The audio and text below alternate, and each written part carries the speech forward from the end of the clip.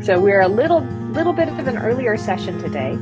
So we're going to start, but we're going to start very quietly. And I'm going to speak very slowly so that we give some folks more time to join us. And we're going to start doing something that other people won't miss out on. So I am curious. It's Maina, is that right? That's right. Yeah. Maina, what drew you here today? Brings you, what's your curiosity for today? Oh my God. So simply, just that I attended your Fist to Five session and really enjoyed it. Felt like I don't often walk away from short sessions with like really actionable tools, and I was just interested in being in your space more. And this was the first opportunity that came up. So thanks for that. Excellent. Excellent. Thank you. Carolina, are you ready to talk yet? Good morning, Nancy. Hi, John. Hi, Stacy. Good morning. All right. Welcome, everybody. So, Nancy, I am so pleased you're here. There are some ideas in here that I'm experimenting with that I think you will have all kinds of constructive critique for. Nancy has fabulous ways of cutting to psychological safety brilliance right away. Okay, now we're getting to some critical mass. Welcome, Erin. Nice to see you this morning. Stacy, you look like you're on gray shores. Welcome. I hope we can brighten your morning a bit. Hi, Mike. Nice to see you, or to have you here. I don't see you yet, but I know you're there. Well, good morning. Good to see you as well. All right. So today we're going to do something that is experimental for me. It will be an experiment for you too, I bet. And the overall goal, purpose-wise, is to explore ways that teams embed practice into their work life. Hi, Nikki. Hi, Eileen. To practice constructive conflict, collaborative friction, build in the ability to say what they need to say as the moments arise for them.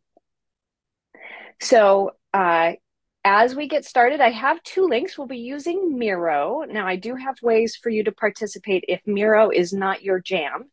So don't worry about that. But I will also be seeking feedback. So as I mentioned, this is kind of an experimental approach for me. So I would love to hear how it works for you. So to make both of those things easy, the feedback loop or the feedback link is in the chat now. So go ahead and open that this moment so that later, when you have walked away from this session and you're thinking, oh, actually, she needs to know about this. That link will already be open for you and you can fill that out. Hi, Ola. And then the Miro link, if you'd like to follow along, is in there. Now, I'll be sharing my screen, so anything that you need to see will be available to you through the screen share. But with that, those are our two links to get started with.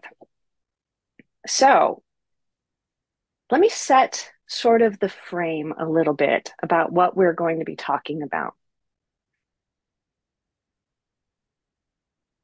So I'm working with a couple of definitions, and I'm hoping that you'll embrace them with me today. So just so you understand my assumptions going into this particular session. First is a definition of psychological safety that came from the Emergency Mind Project and the Mission Critical Team Institute. So this is a group of people that work with firefighters, emergency room doctors, folks in these situations where they need to be able to say what they see in the moment to prevent the risk of sudden harm or death. And the way they describe a psychologically safe team is a team where the members of the team feel secure and capable of voicing alternate opinions, exposing areas where they're not perfect, and learning together as a group. And these are the kinds of practices we're after today.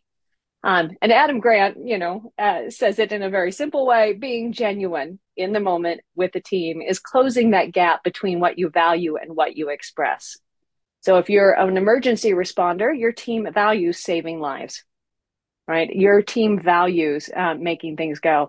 This is true for all of us. In our organizations, we all have something we purport to value together. So how do we collapse that gap between expressing what we see helps us achieve that value and that value? Another thing that I have learned from my friends in the emergency world is about how to train things that are hard, things that have to be learned in our bodies and our souls for us to be able to use them. And one of them is they start with framing it. Why are we doing this? What's in it for me? What's in it for you? Giving some sort of context to ground us. And then before looking at specific techniques, we need an experience. We need an experience in our bodies and our souls that helps us understand, oh, that's kind of what that feels like. Now, here are some ways that we might deal with that. So frame it, experience it, train it, but it's not good enough to train something once and say, okay, you've learned how to express your true feelings now, go out and do it again for all time. Instead, what happens is you schedule it. You build practice into the rhythms of how you work together. And when that goes well, when somebody raises that risk or that opportunity or admits that they need help in a space where otherwise, had you not known they needed help, they would have failed, you celebrate it. You acknowledge it, you recognize it, you reward that behavior as the valued, wonderful gift that it is. And as teams come from not being aware that that opportunity was even there into practicing it awkwardly, they eventually become proficient. It's not something that happens in a single session. So this is the definition of psychological safety I'm anchoring on. This is the path towards helping teams develop that practice and many other sort of deep collaborative practices that I'm basing this session on. With that, here is my plan. My plan for this session today is that we're doing this welcome. We're about done with it. And then we're going to immediately try one of the activities to build that experience. It's called a tsunami. After the tsunami activity, I have a whole bunch of other activities to share with you, and we're going to tour the board. We're going to take a look, and I'll give you a kind of a brief overview of what those are. And then I'm going to invite you to break into, to study one of those deeply and then work with other people to teach each other at least one more technique than you knew before you came in today. And then at the end, we'll debrief and wrap. So that's my plan. It's based on these assumptions of learning. Let's take a second. I would love to hear from you. What's wrong with this? What am I missing? Let me make you as big as I possibly can so that I can see. Any challenges with what we're about to do? Make sense? Yes. Yay. All right. Okay. Well, with that then, let me get so many windows. In the chatty, somebody asked, Ola asked, what is Miro? Here's the link to the Miro again, Ola. Okay. So here's the tsunami then. Tsunami is a practice that was developed by Chris Dyer for his team and Kim Shepard. They run companies where they're full of distributed people who do background checks. So they're not mission critical folks. They're folks who are looking at how to, make sure that you quickly respond to requests from clients, and the responses are complex. And they found that they had a lack of critical thinking and psychological safety on their team. So they developed this tsunami practice. And the Tsunami Practice is a scheduled meeting. Every team must run one every 3 months where they look at a difficult situation and they have to come up with a response to it. So today you're getting a little bit of a softball. Here is your difficult situation. Let's imagine I'm out on a walk and I am visited by the great beige ohm in the sky, comes down and says, Elise, this is your moment. That thing that you have dreamed of, the reason for your existence on this planet, in this universe, is within your grasp if you come with me right now. And because we have to all fulfill our deepest purpose, I go. Which means the meeting innovation community, everything we've done together, no longer has a host. But because I'm an organized person, I've planned for this. And I have decided that should something happen to me, 3 of you are going to take over and run the MIC. And my lawyers go to work, and the next day, 3 of you receive this letter. It says, Dear one, if you're reading this, I'm gone, and you are in charge of running the MIC, essentially. The MIC generates $635,000 US every year in revenue. On the next page, you'll find links to our folder with all of the details, all of the passwords, all the procedures. The password is golden handcuffs. You will receive an invite to meet the others via Zoom. You have until Monday to send out an announcement to the entire community about what you'll do. So I'm going to put you into breakout groups. You have 12 minutes to come up with a plan. Your plan needs to cover what your approach is, what you will do first, and what you will tell people on Monday. I'm going to put all this in the chat. I'm going to stop sharing so that I can see the chat. And then I'm going to set up the breakout room. So you've got a second to think.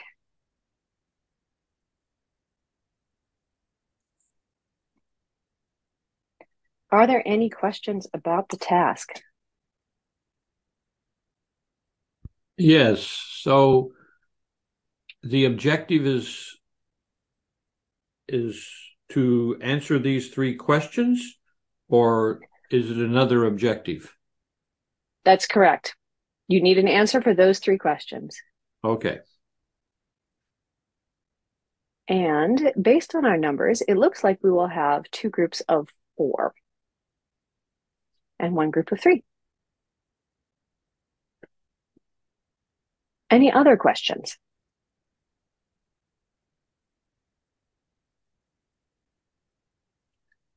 All right. 12 minutes, go for it. So I would love to hear 2 plans. Who's ready to share their plan? And we're just looking for the bullet points. So just really quick, like, what's your approach? What are you going to say? I can share for our group if that's okay with my group. We said that we would first be like, oh, okay, we're going to set a meeting. We would process together, like, wow, what happened? Where did Elise step out to? And then do our team storming, do our team formation, and then figure out an initial message to send out to folks, and also check the calendar on our first gathering together for the 4 of us. See, like, do we need to cancel the next meeting? Do we need to, or the next couple meetings, so we could figure out our footing, and then take in start figuring out what the whole organization is from the back end, because now we're behind the curtain. And then start planning some town hall events to celebrate you and the community deal with the transition. I'm complete. Thank you, Eileen. All right. One other plan. I'll jump in. A different plan. Yeah. We literally had like a triage. There were 3 of us, Aaron, Mike, and myself. And So I think it took us quite a while to just understand the context and see if all of us understood the same context. And that I think took a while to revisit. But we, just to quote Mike, agreed to plan the plan. It almost seemed like plan for the plan was our next step after reviewing some of the files and the information. And generally, we were attracted to the option of just showing up and facilitating understanding about moving to next steps with the group. I think generally there was an agreement to go in that direction when Monday came around. All right, thank you. So now I am curious. This is a situation that's kind of a positive situation, right? You've been given a community, um, and there's money involved, and who talked about the money?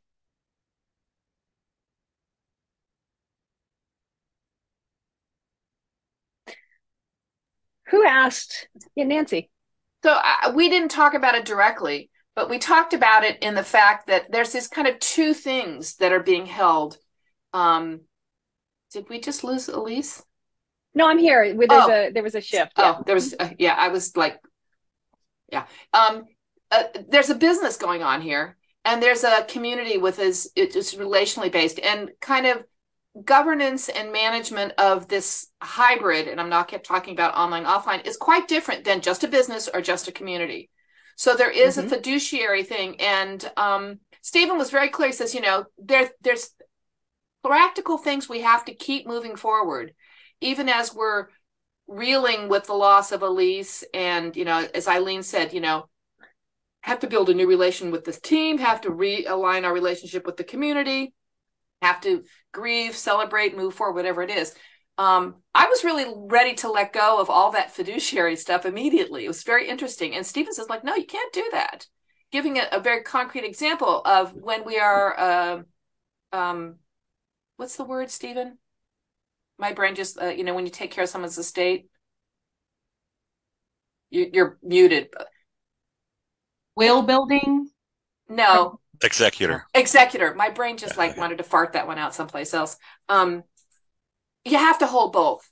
And it was really, and then it was Maina or Nikki, I'm not sure what it says. So it's a good thing that we were diverse enough, because I would have totally let go of that. And we had a member of our team that said, no, we can't totally let go of that. So I appreciated that creative tension. Thank you. Erin. I think that we also, less directly touched on that, in the sense that we felt like it was really important to see what these materials are and get a good handle on what was even happening, because we don't know that you've left necessarily to fulfill your life's purpose. You could have taken off because all the money's gone, or any other number of reasons, and there may be some clues to that in the materials that have been left. But if we're going to just facilitate a discussion with a larger group, we felt like we obviously needed to know where the company or the community stood and what ground we were on. Thank you. So a couple of other quick questions. Did anybody ask themselves, wait a second, is this a mistake? Am I really the right person to do this? Because this is my first event with the Meeting Innovation community. What the heck? Anybody have that conversation? Nancy? Well, I asked the question. Oh, Nikki, you go first. Yeah, we definitely talked about that. About, are we willing to take this on? Why us? What if someone else wants to do this? And talked a little bit about how, assuming none of us wanted to bail immediately upon hearing we had been given this responsibility, we at least owed it to shepherd this to Monday and sort of past Monday deal with those sorts of issues around that. But definitely we're had that conversation about why us. We didn't discuss why us, but we said definitely in our first, I offered, I'd want to know, uh, is anyone interested in doing this as a partnership? Because I want to be in partnership. And some people may be like, hey, I want to do it on my own. This is a business. So that was the only like kind of framing, but we were all moving like we all wanted to work it together. So, but that's an important getting everybody's why together and in the front of Yeah. everything. Excellent. Well, so when they run tsunamis and other scenarios with teams who've done these kinds of things before, usually it's not like golden handcuffs. Usually the scenarios are things like all of the servers have gone down and our business can no longer operate. What do we do? Right? Half the team is down with a virus. What do we do? So some actually challenging things. And the benefit of that particular technique is that we practice in the debrief going, wait a second, what should we have talked about? That was hard. That's kind of uncomfortable to talk about. So you get that sort of opportunity to face potentially challenging conversations in a situation where they aren't yet actual. They aren't something that are immediate. They're potential. And bonus, if those situations ever happen, for example, one of the tsunamis these teams used to run was, what would we do in the event of a global pandemic? Hey, guess what? They had plans on the shelf. Pretty handy because they'd run this before. So it's a little bit of scenario planning. So we're going to move on. Unless there's a final question, anybody Well, have anything I do have a question, Elise, because I think I might have misunderstood something. Is this exercise always in the theoretical? This particular one is. Well, yes, because here you are. But I mean, no. When people are running it, is it always a, what would we do if, or is it a, yes, things happening, what are we doing? Yeah, it's a what if. It's a fictional scenario planning exercise that these teams, because these are not mission critical teams that came up with this particular exercise. These are business teams that wanted to make sure their teams could have these kinds of conversations. They'd had experience asking challenging questions before they were in a situation where they had to ask challenging questions. So let's move on and look at why some of the reasons that people do this. And we just talked about one of them. And if you're in the Miro board, you're welcome to go ahead and add more to it. But the examples I've seen are basically fall into three categories. One is what they call creative abrasion. So creating some friction, some opportunity for ideas to bounce off each other so that they get better. And as they rub, they butterfly out. This is the best example of this is Pixar. Pixar has a number of practices that are about challenging the creative ideas, finding the best possible story, finding the most interesting expression of a character. So their culture demands that they innovate and create, that they imagine better. And they bake these creative abrasions into their process. So we'll look at some of that in a second. Another opportunity for people to bake these practices in are inviting collaborative friction. So as we are working together, if there is a moment where I need to say something should be different, I have that opportunity, I have that skill. A couple of teams that I think do this really, really well. If you look at the work of David Marquette and intent-based leadership, that came from his time in the Navy, taking over a submarine that he didn't know how to run. He ended up creating a culture where people would say, here's what I'm planning to do. Here's my intent. Here are the assumptions. And then invite people to say, are there any problems with this? We did that also at the beginning of this session. So that's a signaling of what you're going to do, and then inviting critique in the moment so that people can help you course correct, can help you fix issues before you make an error. They also use this on the Japanese speed trains. operators will say out loud what they're about to do before they do it, so that others can stop them before they make a terrible mistake, because those things go fast. Another team that does a really good job of this is Zingerman's, and Zingerman's uses collaborative friction. They have ways for people to speak objections in the moment so that they can do better.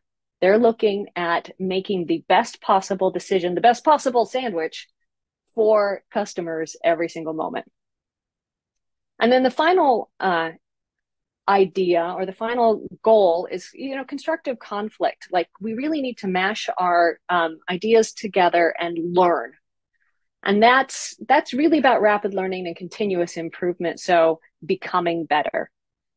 A couple of examples you're probably familiar with here are things like the Agile retrospective. When done well, that's a fabulous way for a team to debrief something that has happened, and then learn from it so that they can improve going forward. In a more intense format, the wildland firefighters have an excellent set of processes for doing hot washes and AAR, so after action reviews, so that they can rapidly learn and adapt to changes in wildfires, which are unpredictable beasts that go all over the place. So this is why we do it. We do bake these in, and we build these skills so that we can imagine better, so we can do better, and we can continuously become better. Any questions about this why before we move into the how? And I love that you're adding to it.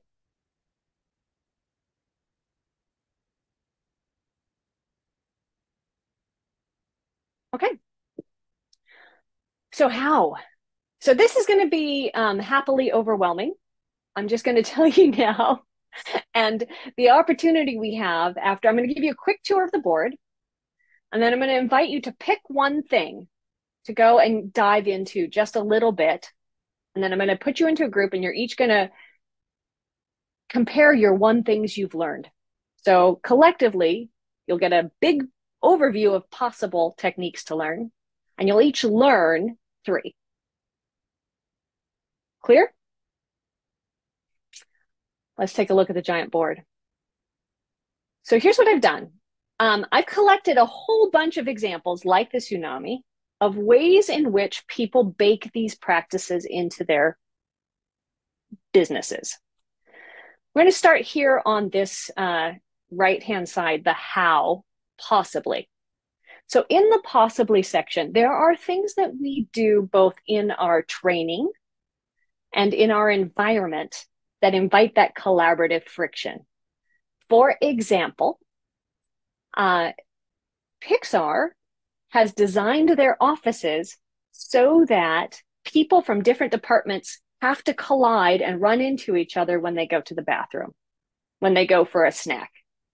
And oftentimes when they go for a snack, or they're washing their hands or whatever, those conversations where the ideas get bounced and rubbed against each other happen. That's invoking serendipity. Oh my goodness, I had no idea. If we ran into each other, we'd talk about that. The other way, beyond just like creating an environment where it's possible and hoping for magic, serendipity, that organizations will help create people to be ready whenever the moment comes up, is through training of things like crucial conversation skills, radical candor, and these kinds of individual awarenesses and skill practices, so that should the moment come up, they've got it. You got this. You've had the skills. So there are a number of techniques listed there. You're welcome to explore deeper. Other organizations look at what they do at specific moments in time. And I've broken these out over the course of the lifespan of an idea. So there are some techniques that are designed for things that are happening right now. For example, Brene Brown's Let's Rumble. So she's very much about vulnerability and psychological safety, and they have a practice where they explicitly call it a rumble, and they get everything out on the table. There are other practices that are designed to do what we did earlier. What am I missing? Lay out a plan and invite the group to give you input or advice. And others where you sense make together. Here's something I'm dealing with. I don't quite know what to do. I need the group's wisdom. I need the group's advice. And on this section, I've broken it into meeting plans or large scale practices, and then specific things that facilitators do. So micro techniques you can use that achieve that in a smaller way. We've got the now. This is what we do when we encounter a thing. The thing happened. Now what? After the thing, what are the practices we use to process it, to learn from it, to get better? So here in this section on the practice side, you'll see things like the retrospective, the action review, the hot wash. You'll also see some techniques from a facilitation perspective that help you surface those differences into agreement, differences in perspective. And then moving forward, you can look into what might happen. What might happen? Should we encounter these things in the future? What might happen in our future? How do we plan for a radically better, a radically worse kinds of future? So in the someday category, there are what if kind of scenarios that are visionary. And those are challenging conversations to how do you dream and how do you build together? And catastrophic. So we practice the tsunami.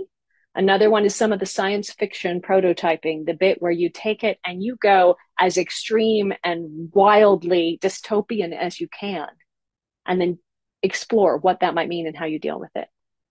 And again, facilitation techniques here. So I am going to put some links in the chat. You've got a minute to look through here and pick one of these that sort of seems interesting to you. For those of you who cannot access the Miro board, I have a link that is these same things in a Google Sheet.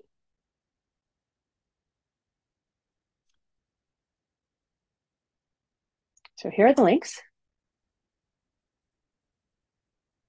Well, I'll fix that. Thank you, Eileen. We're going to take 1 minute to pick a thing. And then you've got 5 minutes to go learn it. So here's the instructions.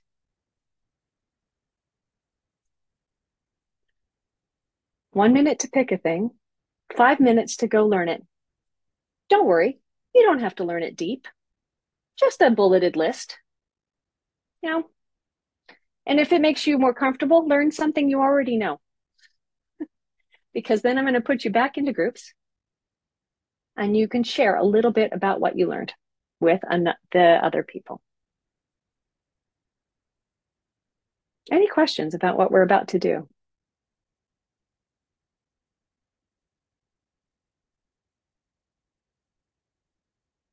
All right, I'm going to just put a 5-minute timer on the Miro board. It's going to play some music. So if you happen to have that open, you can do that. If you don't like the music, if you don't like people talking, you are welcome to spend this 5 minutes with your camera off, on mute, turn the volume down.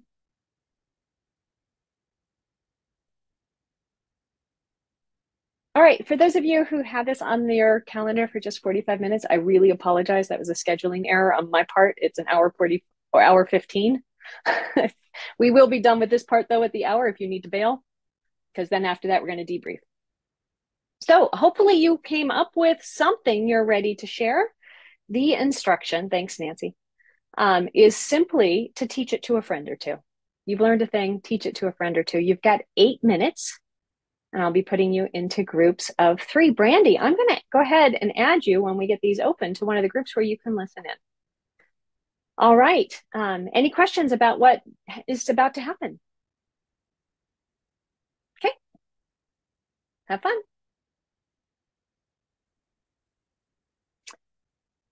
Welcome back. For those of you who have to go, what we're going to do is debrief what we just did and then run a Toastmasters critique on the entirety of our experience together. If you'd like to leave feedback in other ways, there is the link again. I am super curious. How was that? What did you learn? And anybody like to share? I learned that Nancy is brilliant, and she and she gave me a gift for a session that I have coming up in 2 weeks that I think will help take the interaction to a very different level. And it was so funny because Elaine and I, it was Elaine, Mary, Nancy and Elaine and I chose the exact same. We chose the Triz. Mm-hmm. And I'd never seen that, so. And I happen to love Triz. Triz is the bomb. This was gold. This is worth everything today, just that. Wonderful, wonderful. Cool. Who has something different to share?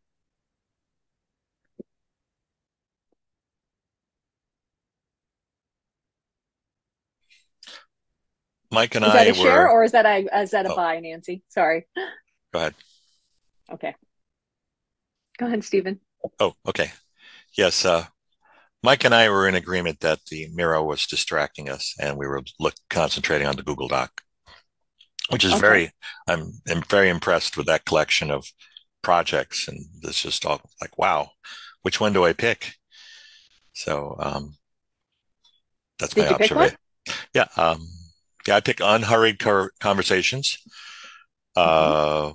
Basically, there's a group in the UK, I guess, that concentrates on the fact that you shouldn't interrupt each other. And they use a sugar bowl instead of a talking stick. So, Oh, that's lovely. I prefer the talking stick because then you can bop people on the head when they interrupt. Any other so the Miro board versus the Google sheet, that's why we have two different ways of exploring. You know, some people like to see context for a thing, and some people want it simple. Any other observations about that experience?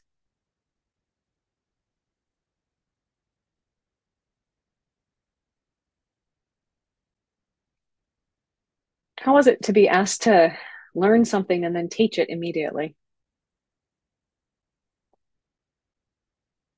The choosing was more difficult than the teaching, because the choosing reduced your time to think about, how would you share that? So I think we were very fortunate in that 2 of the 3 chose the same one, so we could go a little deeper into it. But choosing was hard, and not in a bad way. Mm-hmm. All right.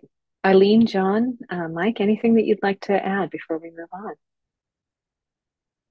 It was exciting. Nancy needs to drop her email in the chat so I can further the conversation on Triz.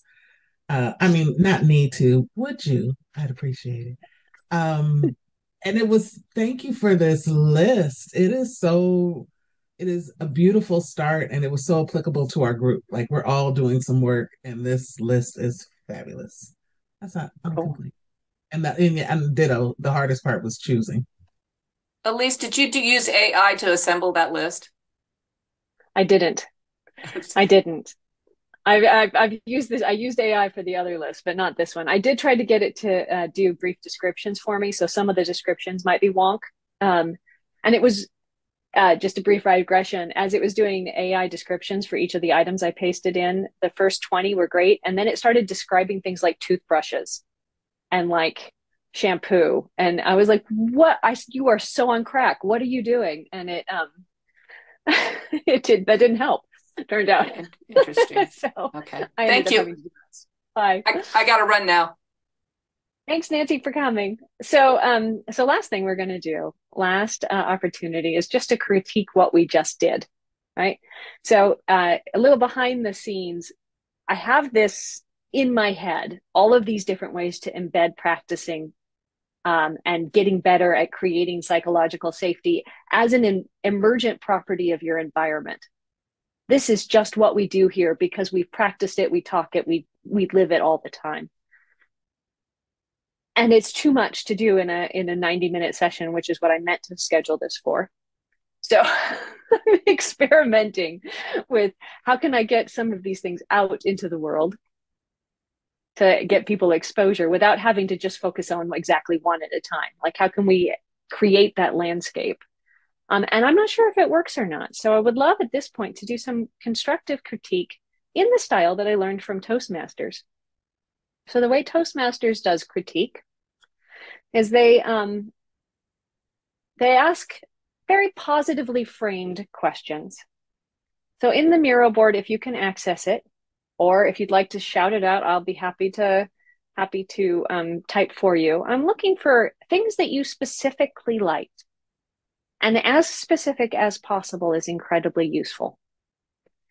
I liked listening to Nancy White tell me about Triz would be an example. Things that you wanted more of, you know, if we had done more of this, that would have been great. And questions, you know, I wonder about what might be possible if. So we're going to just take 5 minutes, and I'm going to do the timer again to add that feedback. And again, I'm happy to type for anybody who needs that. I'll put the link to the Miro board in again. And I'm going to stop sharing my screen.